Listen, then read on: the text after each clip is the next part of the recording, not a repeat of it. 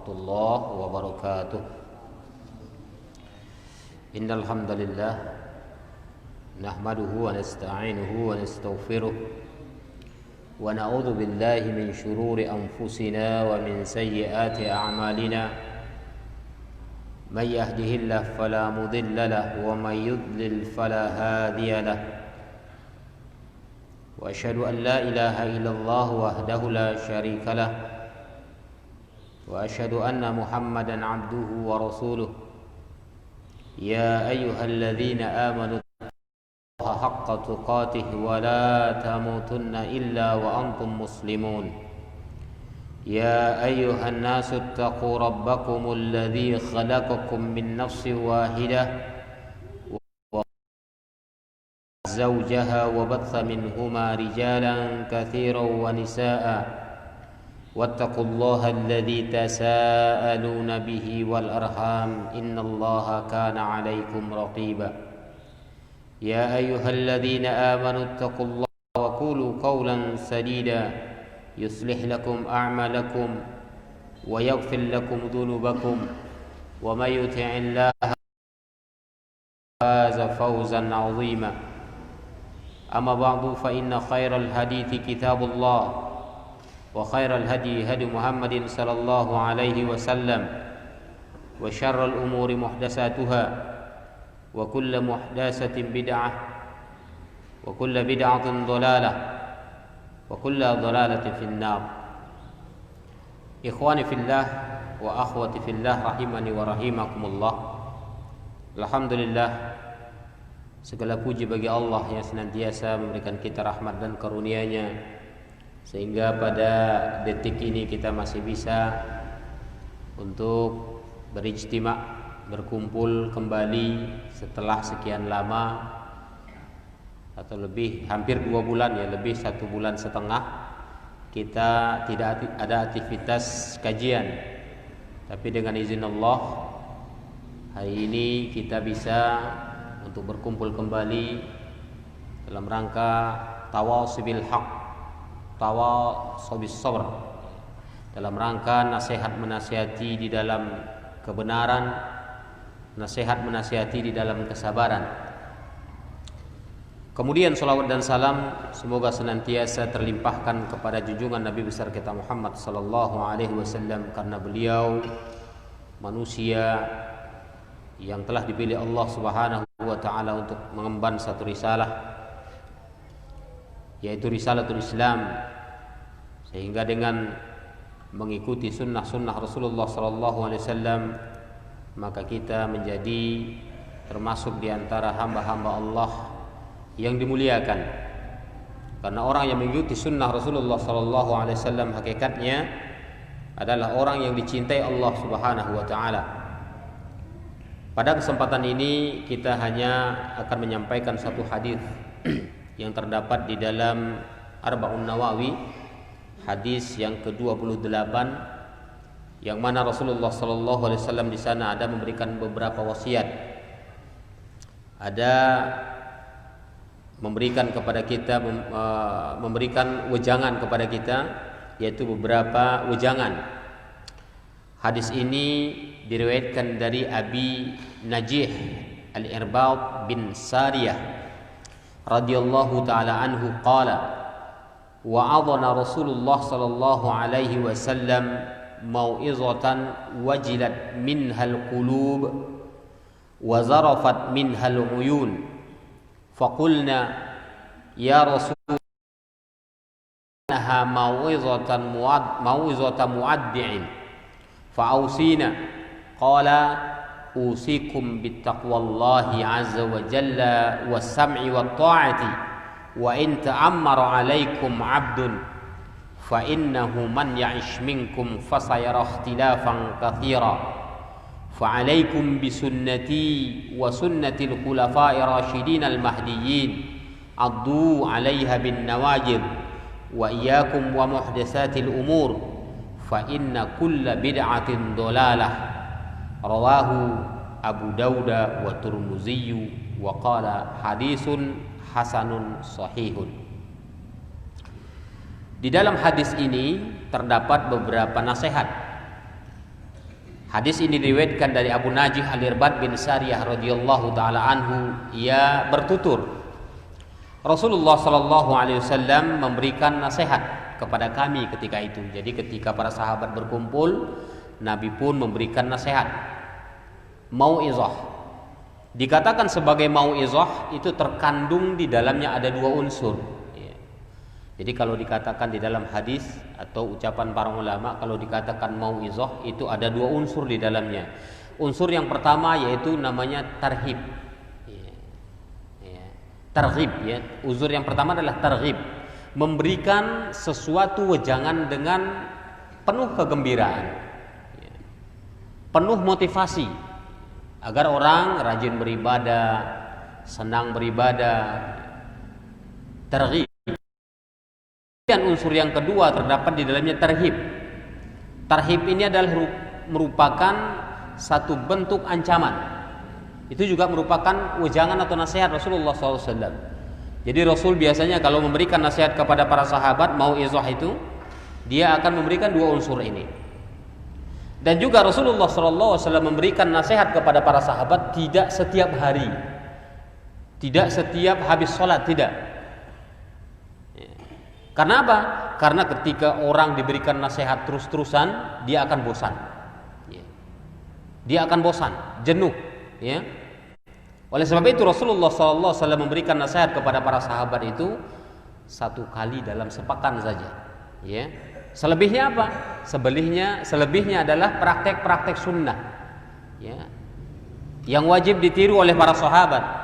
Bagaimana cara sholat, bagaimana cara bermuamalah, bertransaksi, segala macam. Itu diajarkan di dalam praktek kehidupan Rasulullah SAW. Bukan merupakan wejangan atau mau'izah. Tapi mau'izah ini biasanya khusus. Ya. Sekali sepekan ketika Rasulullah SAW bertemu dengan para sahabat, barulah dia memberikan nasihat-nasihat yang berharga. Di dalamnya terdapat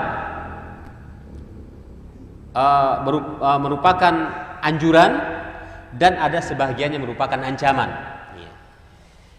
Ikhwani fid din, a'azanallahu wa iyyakum. Jadi kata Abu Najih Al-Irbad bin Sariyah, ketika mereka sedang berkumpul, maka Rasulullah SAW memberikan wejangan. Kemudian wejangan itu kata beliau itu menggentarkan hati. Menggentarkan hati ketika Rasulullah SAW memberikan nasihat-nasihat kepada mereka, itu menggetarkan hati mereka. Ini buktinya mereka ini penuh dengan keimanan. Dada mereka itu dipenuhi dengan keimanan. Ya. Ini tidak bisa ditandingi. Hati para sahabat itu sangat lembut. Kemudian bacakan ayat-ayat Allah, iman mereka bertambah. Ya. Apatah lagi kalau berhubungan dengan ancaman Allah Subhanahu wa taala. Jadi ketika itu kata Al-Irbad bin Sariyah, ketika Rasulullah SAW memberikan nasihat, maka nasihat Rasul itu menggetarkan hati. Bukan hanya menggetarkan hati, tapi meneteskan air mata. Jadi ketika mereka mendengarkan wasiat Rasul, mereka itu bergetar hatinya, bertambah kuat imannya, menetes air matanya karena takut kepada Allah Subhanahu wa taala.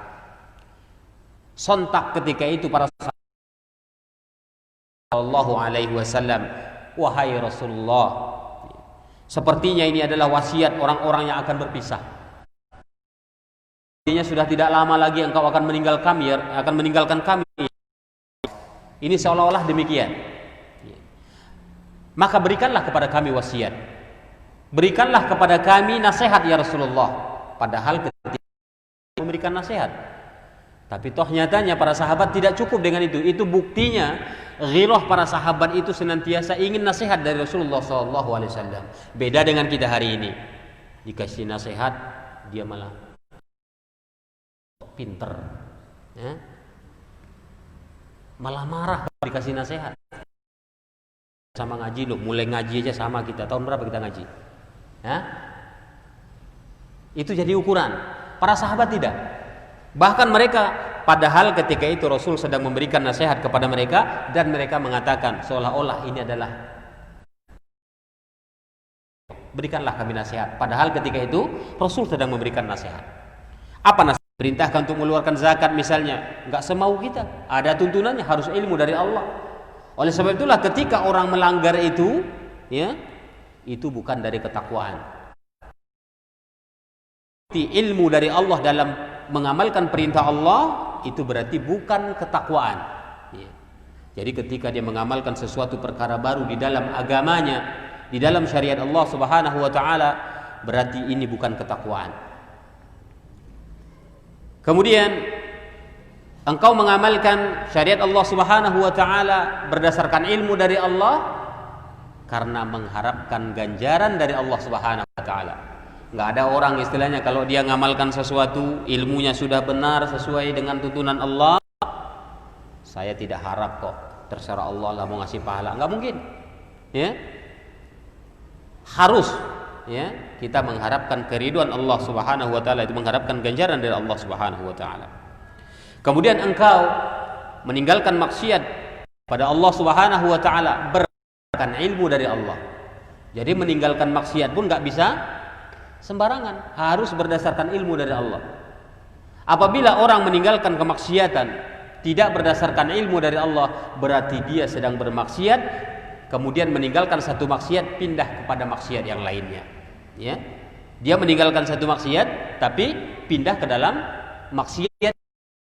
Sama harus berdasarkan ilmu dari Allah dengan catatan karena takut dan khawatir dengan siksa Allah Subhanahu wa taala. Itulah yang disebut dengan takwa. Takwa ini pengaruhnya besar di dalam kehidupan kita, ya. Oleh sebab itu ketika kita ingin kehidupan kita, ya, kehidupan kita itu berkah, ini harus dibarengi dengan ketakwaan. Berlancar rezekinya harus dibarengi dengan ketakwaan. Wa may yattaqillaha yaj'al lahu makhraja wa yarzuquhu min haitsu la yahtasib. Barang siapa yang bertakwa kepada Allah maka akan diberi jalan keluar baginya. Jadi setiap problem kehidupan dia itu akan diberikan Allah jalan keluar. Yang penting apa? Ketakwaan ditingkatkan. Amalkan syariat Allah Subhanahu wa taala berdasarkan ilmu dari Allah karena mengharapkan keridhaan Allah, maka Allah akan berikan jalan keluar baginya dan akan Allah beri dia rezeki yang tidak dia sangka-sangka. Ini berdasarkan ketakwaan seseorang. Wah, orang kafir banyak rezekinya. Tetapi apa? Orang kafir banyak rezekinya itu adalah surga bagi mereka di dunia ini. Ya. Tapi bagi mereka nanti di akhirat neraka. Oleh sebab itu enggak bisa kita jadikan standarisasi untuk mencari keberkahan di dunia ini. Tapi standarnya ketakwaan kepada Allah Subhanahu wa taala. Apabila kita ingin kemuliaan di akhirat, harus dengan ketakwaan. Oleh sebab itu, ya, wasiat yang pertama diwasiatkan Rasul kepada para sahabat ketika itu agar kalian bertakwa Subhanahu wa taala. Kemudian apalagi wasiat selanjutnya? Meskipun kalian dipimpin seorang budak atau hamba sahaya, di dalam hadis yang lain dari negeri Habsyah, ya. Walau ta'ammara 'alaikum 'abd, dalam hadis yang lain, walaupun yang memimpin kalian itu seorang budak kulit hitam pekat legam dari negeri Habsyah, walaupun itu yang menjadi pemimpin kalian, isma' wa'ti'.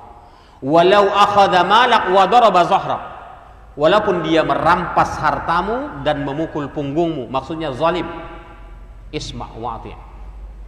Ini nasihat Rasulullah SAW. Betapa banyak, ya, negeri-negeri yang tidak taat terhadap pemimpinnya akhirnya binasa. Oleh sebab itu, sezalim apapun pemerintah kita, misalnya, tidak boleh demonstrasi. Inilah alasannya Islam tidak mengizinkan demonstrasi, karena terjadi nanti pertumpahan darah yang mengakibatkan banyak orang jadi celaka. Mungkin istri jadi janda, anak jadi yatim, ya. Kemudian ekonomi morat-marit. Orang yang biasa jualan tenang sudah nggak bisa jualan. Kenapa? Karena rusuh. Ini dampak dari pemimpinnya. Oleh sebab itu nasihat selanjutnya dinasihatkan oleh Rasulullah SAW kepada para sahabat ketika itu adalah agar mereka mendengar dan taat terhadap apa? terhadap pemimpin kalian, ya, walaupun yang memimpin kalian itu adalah seorang budak, hamba sahaya. Walaupun hakikatnya seorang budak ini kalau di dalam hukum Islam itu tidak dibenarkan menjadi seorang khalifah, enggak dibenarkan.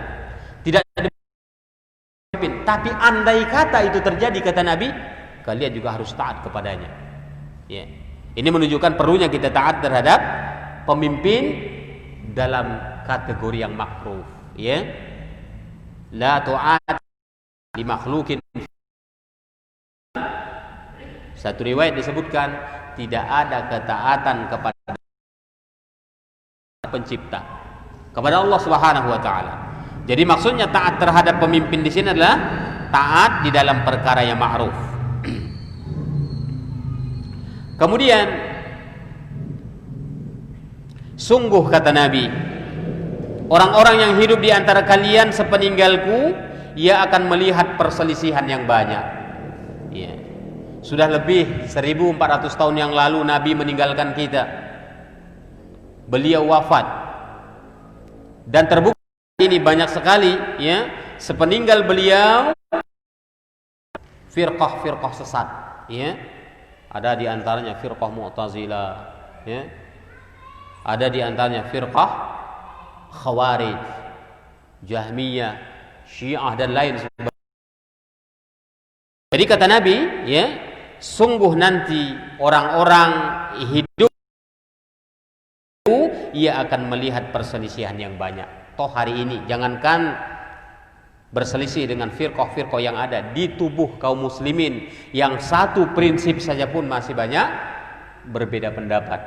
Bahkan itu menjadikan di antara mereka itu saling tidak tegur sapa, ya, tidak mau berjabat tangan, tidak mengucapkan salam, naudzubillah, ya. Ini sudah sunatullah sebagaimana Rasul telah mengabarkan. Tapi ini adalah merupakan nasihat bagi kita agar kita hal demikian. Oleh karena itu kata Nabi, wajib kalian, orang yang suka berselisih itu dia hakikatnya tidak berpegang dengan sunnah Nabi Sallallahu Alaihi Wasallam. Ini jadi orang-orang kalau sudah tidak lagi berpegang sunnah Rasulullah SAW, mereka akan berpecah. Oleh sebab itu Allah sudah menasihatkan di dalam firman-Nya, ya, fa in tanaza'tum fi syai'in farudduhu ila Allahi wa Rasul. Kalau kalian itu berbeda pendapat di dalam satu masalah apapun, masalah dunia, masalah akhirat, apapun masalah problem dalam kehidupan kita, farudduhu ila Allahi wa Rasul. Kembalikan semuanya kepada Allah dan Rasul, ya. Jadi ketika orang, ya, sudah sunnah Rasulullah tidak mengembalikan kepada Al-Quran dan sunnah Rasul, maka terjadilah perpecahan, ya. Ini sebagaimana juga dalam hadis Hudzaifah ibn Yaman, ya, ketika dia bertanya kepada Rasulullah SAW tentang keburukan, padahal orang-orang menanya kepada beliau tentang kebaikan. Kana an-nasu yas'aluna Rasulullah sallallahu alaihi wasallam 'anil khairi wa kuntu as'aluhu 'anil syarri makhafatan an yudrikani, kata beliau. Orang-orang ketika itu bertanya kepada Rasul tentang kebaikan, senantiasa orang nanya kebaikan, ya Rasulullah bagaimana kalau melakukan ini, bagaimana pahalanya, orang-orang ketika itu kepada Rasul. Tapi apa kata Hudzaifah ibn Yaman? Wa kuntu as'aluhu 'anil syarri makhafatan an yudrikani. Tapi aku bertanya tentang keburukan karena aku khawatir keburukan itu menghampiriku, atau aku yang menghampiri keburukan, kata beliau. Kemudian, ya Rasulullah, kunna jahiliyati wa syarr. Dulu kami hidup di dalam kejahiliahan dan keburukan, kata Hudzaifah ibn Yaman. Fajr.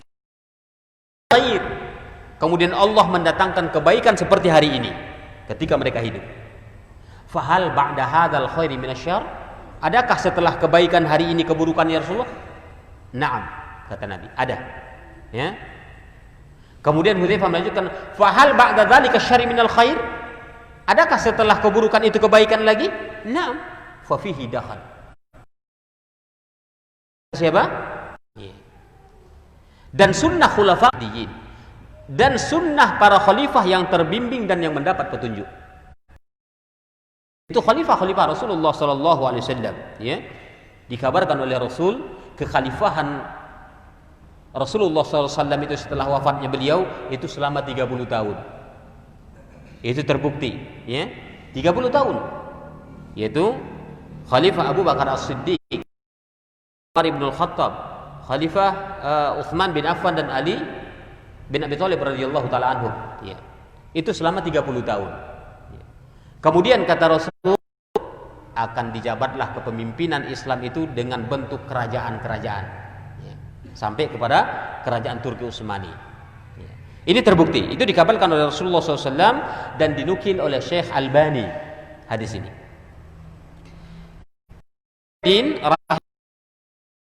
Kata beliau, ya, berpegang teguhlah kalian dengan sunnah khalifah dapat petunjuk. Ya. Kemudian apa kata Nabi setelah kita kembali kepada sunnah Rasul?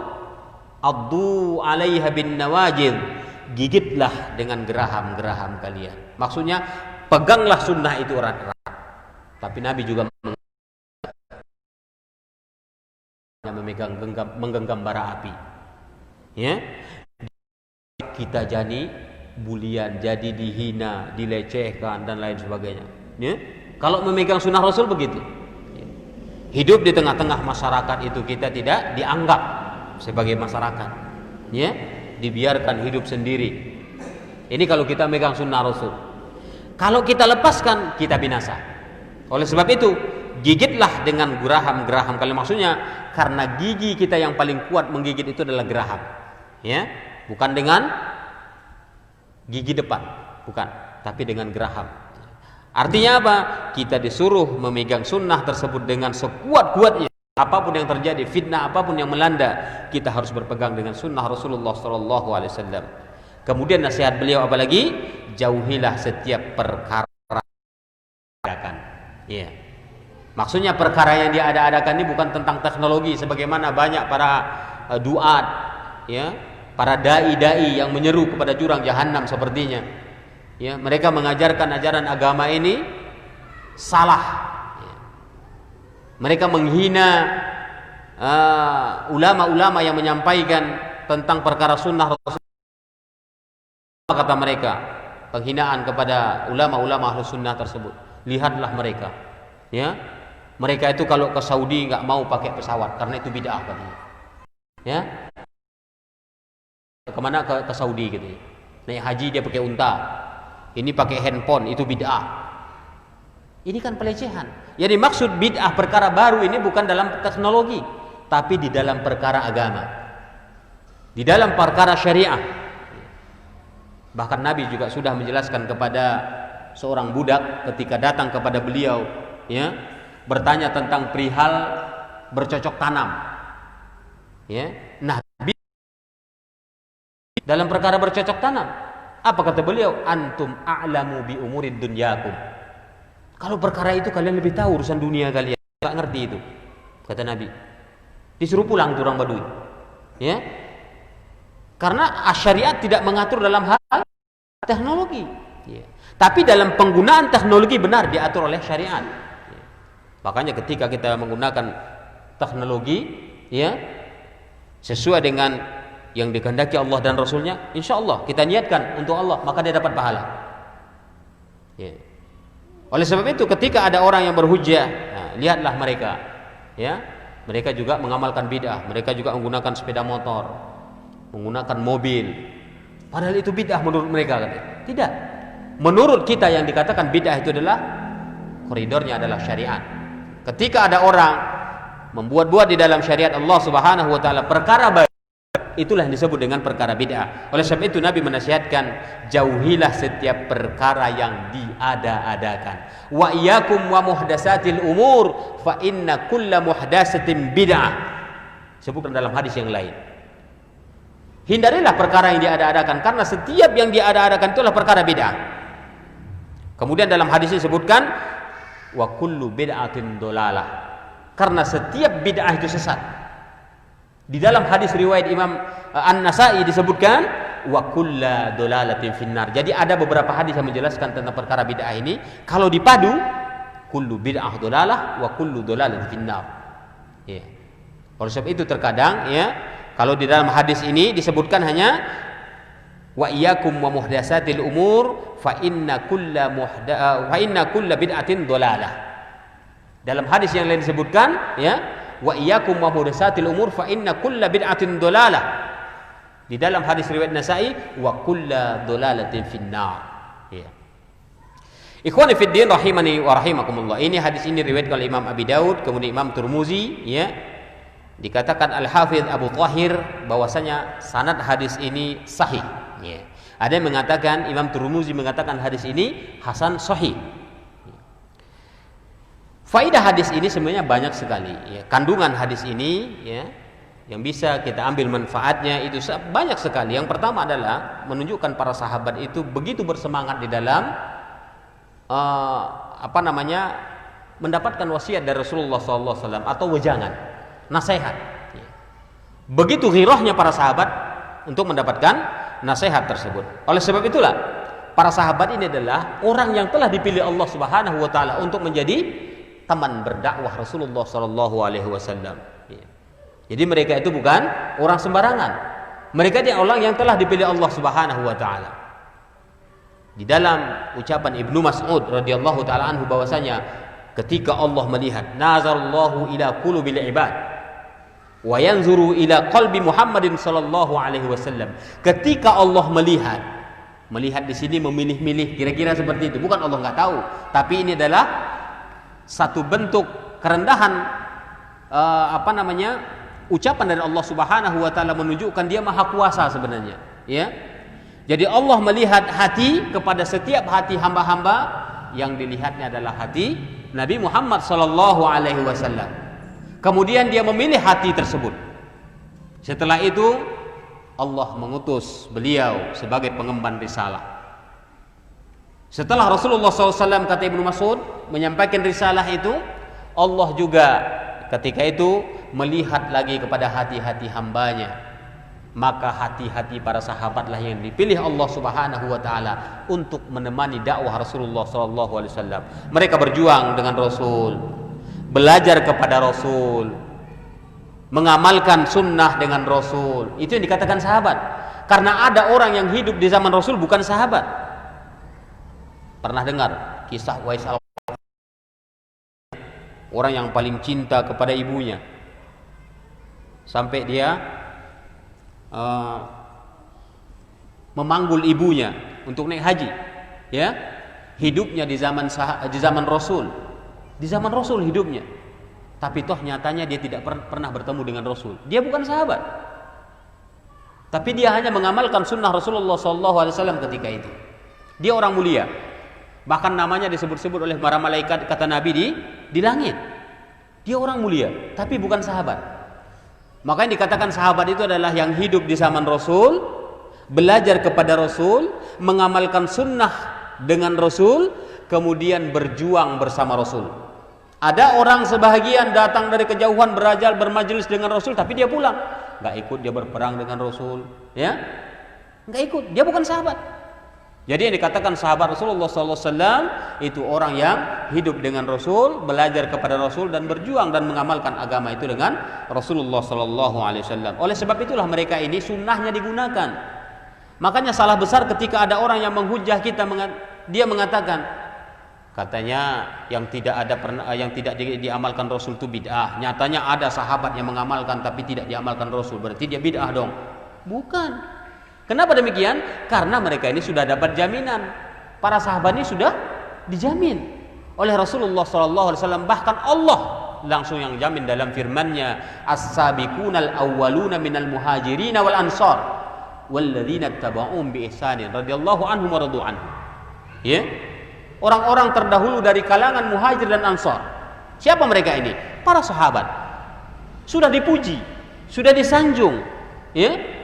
Jadi apa yang mereka lakukan itu adalah sunnah yang ditakrir atau direkomendasi oleh Rasulullah SAW. Boleh kita lakukan. Itu sebagai sunnah Rasulullah SAW. Jadi jangan katakan mereka mengamalkan bid'ah, tidak. Kenapa? Ketika itu Rasul masih ada. Andai kata apa yang mereka lakukan itu salah, Nabi langsung menasihatinya. Pasti firman Allah langsung turun. Muhammad, itu sahabatmu keliru. Langsung dinasihati.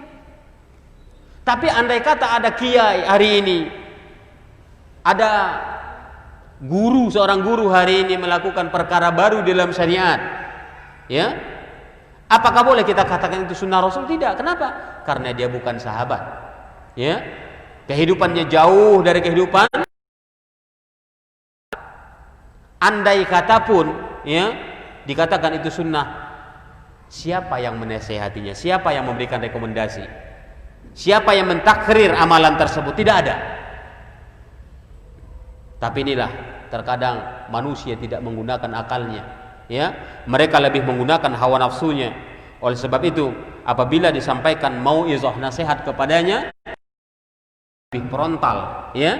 Makanya terkadang memberikan nasihat itu kalau di depan umum tidak bisa.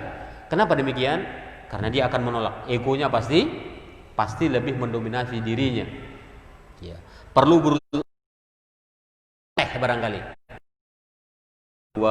sambil santai, kita ajak mikir. Karena ketika itu dia nggak mikir, makanya harus kita ajak mikir, ya. Azan? Nah, baik. Ya, mungkin nanti akan tersambung kembali setelah Isya. Naktafi alhamdulillah, subhanakallah wa bihamdika asyhadu an la ilaha illa anta astaghfiruka wa atubu ilaik.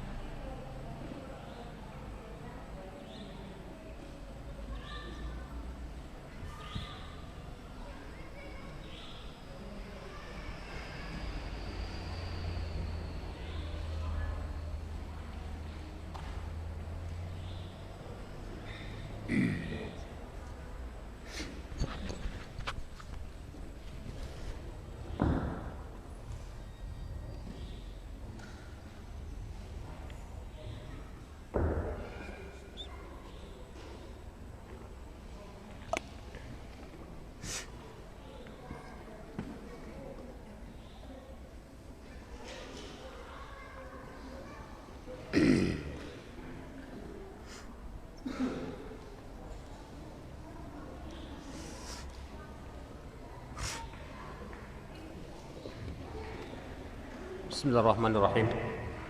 Alhamdulillahirabbil alamin. Wassalatu wassalamu ala Rasulillah wa ala alihi wa mawalah. Wahdahu la syarikalah. Wa asyhadu anna Muhammadan abduhu wa rasuluh. Alhamdulillah, marilah kita kembali memuji Allah Subhanahu wa taala Jalla wa ala yang senantiasa berikan kita hidayah sehingga pada sesi kedua ini kita masih bisa untuk melanjutkan kajian kita. Yang mana sesi pertama tadi sudah kita sampaikan bahwasanya wasiat Rasulullah SAW kepada umatnya, ya termasuk kita, yaitu bersunnah Rasulullah SAW. Kemudian setelah yang teguh, kita diperintahkan agar menjauhi perkara yang diada-adakan di dalam syariat Allah Subhanahu wa taala. Di antara faidah hadis tersebut, ya, hadis Al-Irbad bin Sariyah yang kita bacakan di atas tadi, bahwasanya disyariatkan kepada kita agar senantiasa saling nasihat menasihati, saling memberikan mau'izah, ya, saling memberikan wejangan kepada teman-teman kita, kepada saudara-saudara kita, sesuai dengan situasi dan kondisinya. Karena terkadang, ya, di antara kita di dalam memberikan nasihat itu tidak sesuai pada tempatnya.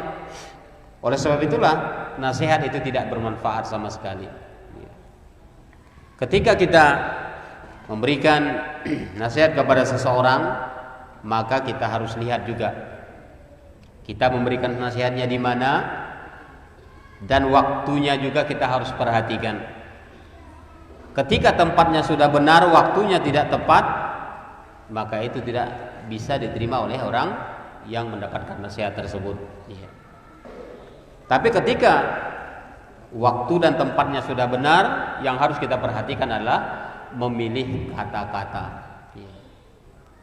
Kita harus bisa berbahasa dengan baik sehingga kebenaran itu bisa tersampaikan, sebagaimana yang dilakukan oleh Rasulullah SAW kepada para sahabatnya. Oleh sebab itulah nasihat yang disampaikan oleh Rasulullah SAW itu menyentuh hati mereka,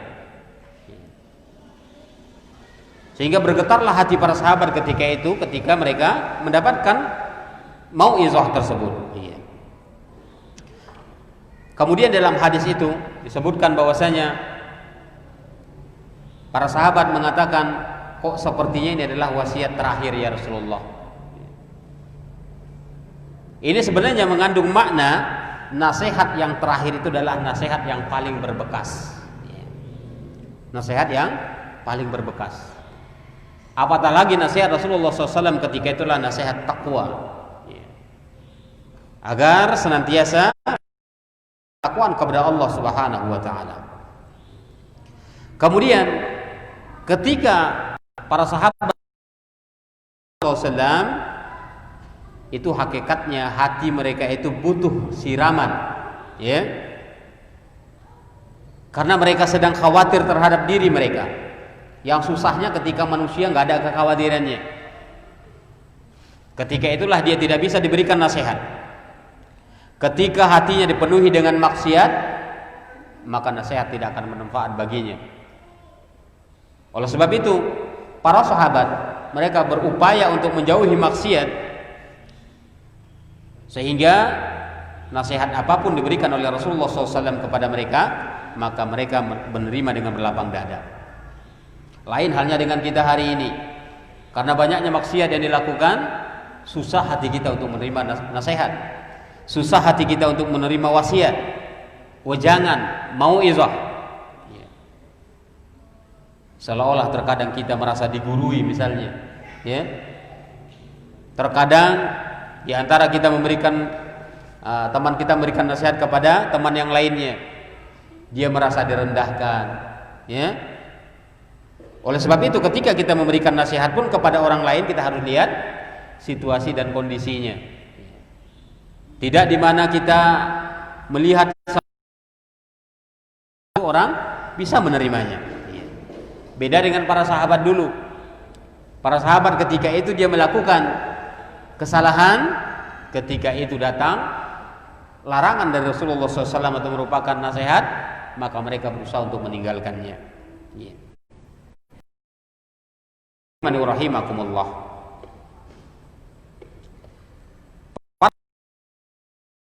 Sangat lembut hatinya. Di sini ada ucapan Ibnu Mas'ud radhiyallahu taala anhu sebagaimana yang kita jelaskan di atas tadi. Apa kata Ibnu Mas'ud radhiyallahu taala anhu? Innallaha nadhara fi qulubil ibad. Sesungguhnya Allah Subhanahu wa taala melihat ke dalam hati-hati para hambanya.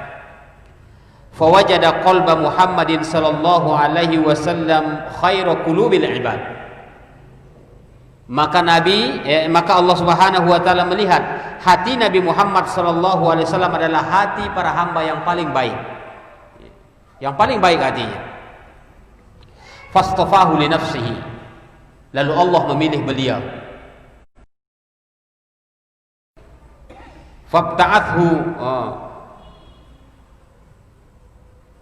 Fabta'athu birisalatihi. Kemudian Allah mengutus Nabi Muhammad SAW dengan risalahnya. Summa ba'da qulubi Muhammadin sallallahu alaihi wasallam. Kemudian Allah memilih dan melihat hati-hati para hambanya setelah hati Nabi Muhammad sallallahu alaihi wasallam. Fawajada quluba ashabihi khairu qulubil ibad. Lalu Allah memilih hati para sahabat Rasulullah SAW adalah hati yang paling baik di antara hati-hati para hambanya. Jadi hati para sahabat itu paling mudah untuk menerima nasihat. Hati para sahabat itu paling lunak, paling lemah. Faja'alahum wuzara'an nabiyhi sallallahu alaihi wasallam yuqatiluna ala dinihi. Lalu Allah menjadikan para sahabat itu sebagai menteri-menterinya menteri-menterinya Rasulullah sallallahu alaihi wasallam. Itu sebagai orang yang membantu perjuangan Rasulullah sallallahu alaihi wasallam. Mereka berperang untuk membela agamanya. Famaru al-muslimuna hasanan fahuwa indallahi hasanun. Apa yang mereka anggap satu kebaikan dianggap oleh kaum muslimin, maksudnya para sahabat ketika itu, karena muslimun di sini adalah para sahabat, fahuwa indallahi hasanun, maka itu juga baik di sisi Allah Subhanahu wa taala. Jadi muslimun di sini famaru al muslimuna hasanan, apa yang dianggap baik oleh orang muslim ketika itu adalah baik di sisi Allah, ini maksudnya adalah para sahabat. Sama halnya dengan firman Allah Subhanahu wa taala, wa may yushaqiqir rasula min ba'di ma tabi' ghairu sabilil mu'minin.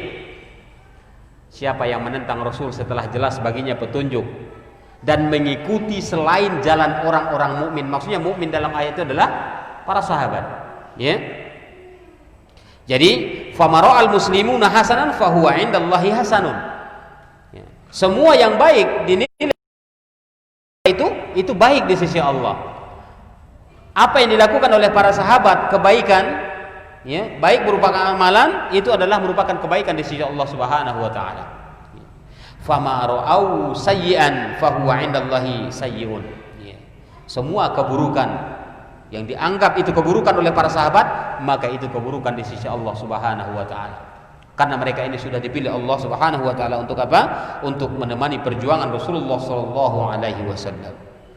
Kemudian ada lagi sanjungan terhadap para sahabat sebagaimana disebutkan oleh Abdullah bin Umar radhiyallahu anhuma, man kana mustinnan falyastannu biman qad mata. Barang siapa yang mau mengamalkan sunnah, maka ikutilah sunnah orang-orang yang telah wafat duluan, orang-orang yang telah mati duluan. Siapa mereka? Itu para sahabat maksudnya. Ikutilah sunnah mereka. Bahkan dianjurkan mengikuti sunnah para sahabat. Ulaika ashabu Muhammadin sallallahu alaihi wasallam. Mereka itulah sahabatnya Muhammad sallallahu alaihi wasallam. Dan yang paling dalam ilmunya, wa aqalluha takallufan, dan paling sedikit bebannya. Bebannya paling sedikit. Kita banyak bebannya. Ya. Mereka bebannya sedikit. Aqalluha takallufan. Qaumun ikhtarahumullahu li suhbati nabiyhi sallallahu alaihi wasallam. Mereka itulah, ya, manusia yang telah dipilih Allah Subhanahu wa taala untuk menemani perjuangan Nabi Muhammad sallallahu alaihi wasallam. Wa naqlu dinihi, dan untuk menyebarkan agamanya. Fahum ashabu Muhammadin sallallahu alaihi wasallam. Mereka itulah sahabat Nabi Muhammad sallallahu alaihi wasallam. Kanu ala hadil mustaqim. Konon mereka itu berada di atas jalan yang lurus. Yeah. Ini pujian terhadap para sahabat. Jadi ketika kita diperintahkan alaikum bisunnati wa sunnatil khulafa'ir rasyidin al-mahdiyyin, ini maksudnya adalah sunnah para khalifah yang terbimbing dan mendapat sunnah-sunnahnya para sahabat, dan mereka bukan melakukan bid'ah. Ada lagi orang mengangkat satu masalah seperti sholat setelah wudu yang dilakukan oleh siapa katanya, Bilal bin Rabah katanya, ya. Bahkan Rasul mendengarkan suara terompah Bilal bin Rabah di surga, begitu ceritanya. Nabi bertanya, ya Bilal, amalan apa yang kau lakukan itu sehingga aku mendengar begini dan begini? Aku tidak ada melakukan apa-apa ya Rasulullah, aku hanya sholat 2 rakaat selepas wudu. Padahal hadis itu juga ada. Hadis perintah melakukan sholat 2 rakaat setelah wudu itu ada, bukan hanya yang dilakukan oleh Bilal bin Rabah. Ya. Jadi sepertinya mereka itu salah dalam membaca atau salah memang dalam berguru barangkali. Ya. Itulah akibatnya, walaupun dia mungkin bergelar doktor apapun gelarnya, tapi kalau salah dalam pengambilan ilmunya, tidak merujuk kepada pemahaman salafun as-salih seperti tabi'ut tabi'in dan para sahabat, maka akan menyimpang dalam memahami segala bentuk apa yang dikabarkan oleh Rasulullah sallallahu alaihi wasallam. Di sini dikatakan, ya, para sahabat itu, ya, orang yang paling lembut hatinya, yang paling dalam ilmunya, ya, a'maquha ilman, aqalluha takallufan, yang paling sedikit bebannya. Beban mereka sedikit, kita banyak. Yang harus kita pertanggungjawabkan di hadapan Allah nanti banyak. Sementara para sahabat itu bebannya sangat sedikit. Ya. Inilah perbedaan antara orang-orang mutaqaddimun dan orang-orang mutaakhirun. Orang-orang mutaqaddimun itu sangat mulia di sisi Allah. Orang-orang mutaakhir ini banyak kesalahan. Ya. Oleh sebab itulah banyaknya terjadi pertikaian. Bahkan ketika mereka terjadi pertikaian, mereka tidak mengembalikannya kepada sunnah Rasulullah sallallahu alaihi wasallam. Ikhwani fid din, a'azanallahu wa iyyakum. Rasulullah sallallahu alaihi wasallam, ya, menyatakan kekhalifahan para sahabat itu berdasarkan wahyu. Berdasarkan wahyu. Sebagaimana disebutkan dalam satu hadis Safinah radhiyallahu anhu, apa kata beliau? Khilafatun nubuwati 30 sanatan. Summa yu'tillahu al-mulka aw mulkahu may yasha. Khalifah kenabian itu, yaitu setelah wafatnya Nabi Muhammad SAW, kekhalifahan itu, ya, bentuk kekhalifahan itu ada 30 tahun. Jadi kalau ada orang mau menegakkan khilafah sekarang kayaknya nggak cocok. Ya, khilafah itu dulu. Kenapa? Ini berdasarkan hadis ini, ya, kekhalifahan Nabi itu selama 30 tahun. Kemudian Allah mengaruniakan kerajaan, bentuk kerajaan, al-muluk, bentuk kerajaan setelah itu. Jadi tidak lagi kekhalifahan, tapi bentuk kerajaan. Makanya nggak salah dulu, ya, raja-raja yang ada di dalam Islam ketika itu adalah meneruskan estafetnya kekhalifahan sesuai dengan hadis yang dikeluarkan oleh Syekh Albani di dalam silsilah as-sahihah nomor 460. Ikhwani fiddin, rahimani wa rahimakumullah. Bisa kita perhatikan, kita hitung Abu Bakar As-Siddiq itu sejak 632 Masehi sampai 634, itu hanya 2 tahun saja. Ya. Kemudian kekhalifahan Umar ibn Khattab radhiyallahu taala anhu tahun 634 Masehi sampai 644. Berapa tahun? 10 tahun. Kemudian Utsman bin Affan mulai dari tahun 644 Masehi sampai 656. Berapa tahun? 12 tahun. Kemudian tambah lagi Ali bin Abi Thalib, ya, mulai kekhalifahannya dari 656 sampai 661 tahun. Maka genaplah menjadi 30 tahun kekhalifahan Nabi Muhammad sallallahu alaihi wasallam. Disebutkan oleh Ibnu Rajab Al-Hambali di dalam Jami'ul Ulum wal Hikam yang dikatakan sunnah adalah jalan yang dilalui. Jadi kalau disebut sunnah itu adalah satu jalan, ya, satu kebiasaan. Maka yang dimaksud di sini, ya, kalau dikatakan sunnah Nabi, yang dimaksud adalah berpegang pada jalan Nabi Muhammad sallallahu alaihi wasallam dan berpegang dengan jalannya Khulafaur Rasyidin Al-Mahdiyyin. Karena sesuai dengan sabda Rasul tadi, ya, alaikum bisunnati wa sunnatil Khulafair Rasyidin Al-Mahdiyyin, addu 'alaiha bin nawajid. Kita diperintahkan untuk berpegang teguh dengan sunnah Rasulullah SAW dan sunnah para khalifah tersebut. Kemudian berpegang dengan sunnah Nabi dan sunnah para khalifah ini dalam hal apa? Di dalam hal prinsip, itu yang utama. Hal akidah, ya.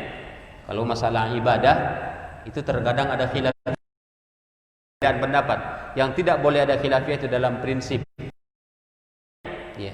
Ini yang paling utama. Jadi ketika orang kembali dan Allah dan akidahnya, maka dialah yang dikatakan jamaah. Dia jamaah. Ibnu Mas'ud mengatakan al-jamaah bukanlah hanya sekelompok orang, tapi ma wafaqal haqqa walau kunta wahdak. Ya, kalau kamu berpegang teguh kepada kebenaran, maksudnya akidah yang benar, kamu itu adalah al-jamaah, walaupun kamu sendiri. Jadi jangan ada persepsi kalau diartikan al-jamaah di sini, ya, kamu ahlu sunnah wal jamaah, lah kamu kan sendiri misalnya. Jadi yang dimaksud dengan al-jamaah dalam kacamata syariat adalah orang yang berpegang teguh dengan prinsip akidah sesuai dengan akidah Rasul dan para sahabat, ya, walaupun dia sendiri, itu dikatakan al-jamaah. Ikhwani fid din rahimani wa rahimakumullah. Hadis di atas sudah mengingatkan kita dalam perkara-perkara bid'ah. Wa iyyakum wa muhdatsatil umur fa inna kulla bid'atin dhalalah. Dalam hadis tersebut, ya, menjauhlah kalian dari perbuatan bid'ah atau mengada-ngada di dalam agama, karena perbuatan itu dikatakan bid'ah.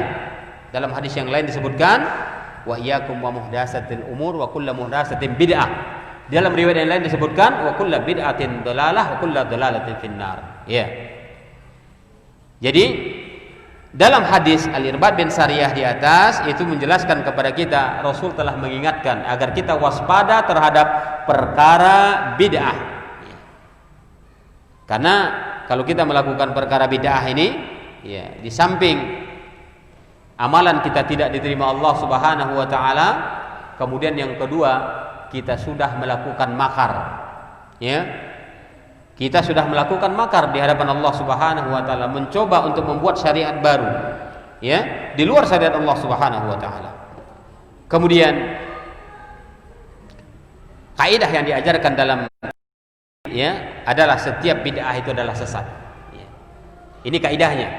Setiap bid'ah, perkara yang diadakan dalam syariat, bukan dalam kehidupan dunia, ya, syariat, maka itu disebut sesat, ya, kesesatan. Kenapa Nabi mengatakan itu kesesatan? Karena dia mencoba untuk, ya, membuat syariat baru di dalam agamanya, ya. Sehingga itu adalah merupakan kesesatan. Dia di luar sunnah Rasulullah SAW dan tidak ada yang namanya bid'ah hasanah, ya. Orang mengatakan, oh, bid'ah itu kan ada hasanah, ada dolalah, ada haram, ada wajib, ada mubah, ada 5. Ya. Ada yang mengatakan demikian. Tapi yang dimaksud oleh para ulama yang menyebutkan bid'ah itu terbagi 5, ya. Andai kata dia mengatakan bid'ah itu mengenai teknologi dunia, itu boleh kita kata itu bid'ah hasanah. Ya. Oh, ada mobil bid'ah, ini enggak ada zaman Nabi, ini bid'ah hasanah. Iya. Ada sepeda motor misalnya. Itu bid'ah. Itu bid'ah hasanah, kita sepakat. Tapi kalau di dalam perkara ibadah, di dalam perkara syariah, aqidah, muamalah, tidak ada yang namanya bid'ah hasanah. Semuanya bid'ah dhalalah.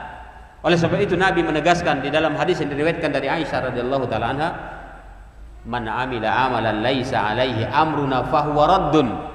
Jelas. Orang yang melakukan yang tidak ada contohnya dari kami maka tertolak, itu berarti bid'ah. Bid'ah dhalalah. Jadi bid'ah di dalam perkara syariat tidak ada yang hasanah, semuanya dhalalah. Tapi kalau bid'ah di dalam perkara duniawi yang tidak ada zaman Rasul hari ini ada, maka itu adalah bid'ah hasanah, itu adalah kebaikan. Allah Ta'ala alam, ya. Mudah-mudahan bermanfaat apa yang disampaikan pada kesempatan ini sebagai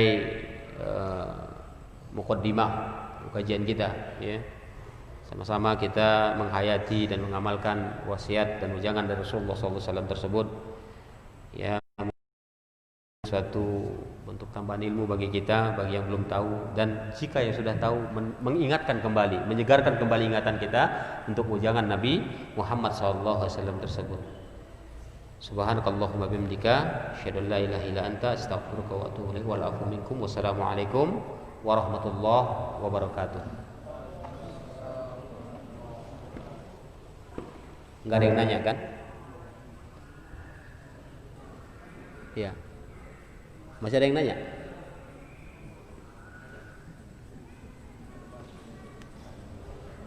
Cukup.